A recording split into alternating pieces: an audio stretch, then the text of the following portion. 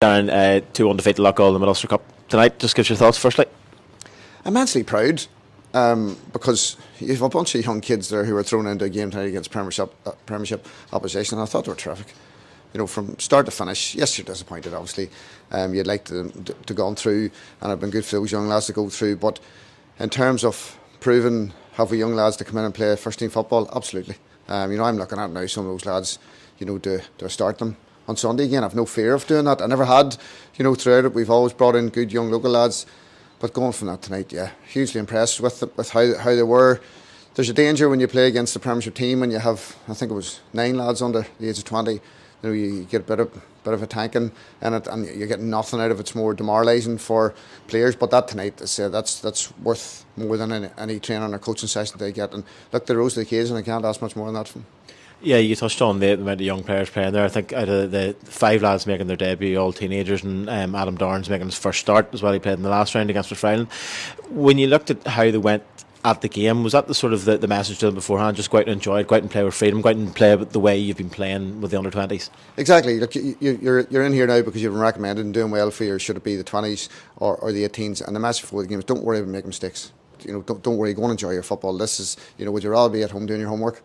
That was the match before it, and they did. You done Lee Fallon come on, I think he was 2 or 3 nutmegs, and playing with no fear. Yes, there were mistakes made, but it's only through mistakes that you learn. And they had that bravery to go and take on a Premiership opposition. Match them physically as well, because they are a physical side. Even with Ferris coming on, who's very, very difficult to play against. I thought young Charlie McGrath in there terrific. So overall disappointed with the result, but there's a lot more positive to take out of it.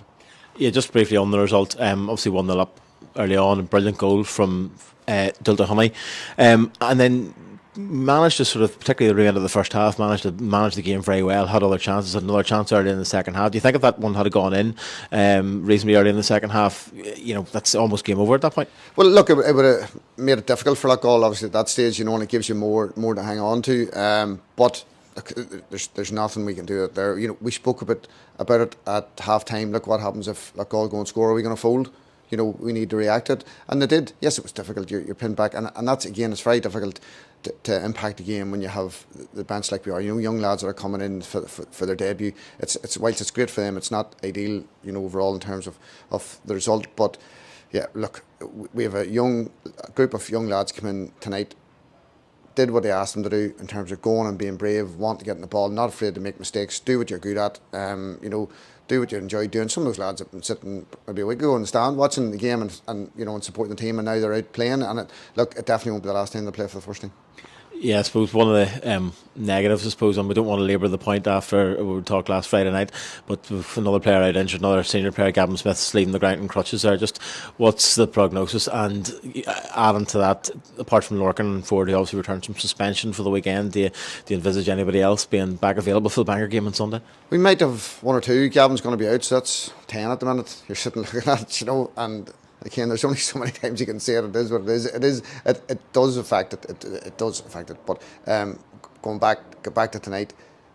Do I now have a lot more options than I thought? Absolutely. There are players there come in tonight, did themselves the world of good. They'll be in training with us now on Thursday night, and some of them will be still with us on Sunday.